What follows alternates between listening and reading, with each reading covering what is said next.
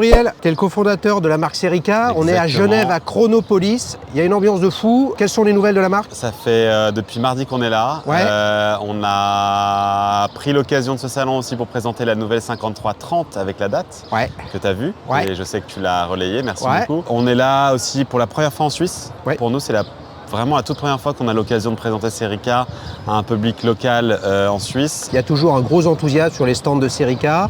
Qu'est-ce qui a le plus plu? Est-ce qu'il y a une différence entre Genève et les autres salons? Je dirais pas qu'il y a une différence, mais c'est vrai qu'on voit beaucoup des gens s'approcher du stand et aller voir directement la parade, qui est une montre en fait qui parle beaucoup, peut-être parfois qui intrigue et qu'il est important d'essayer en vrai. Si on revient à la 5330 date, de loin on a l'impression que c'est une 5303 sur lequel il y a un guichet date et en fait il y a beaucoup de choses qui ont été revues. Écoute, c'est le travail de Jérôme qui a vraiment voulu intégrer la date d'une manière la plus subtile possible pour pas aller endommager la structure de la 5303 qu'on connaît tous déjà depuis quelques années. Et je trouve que ça a été suffisamment finement fait.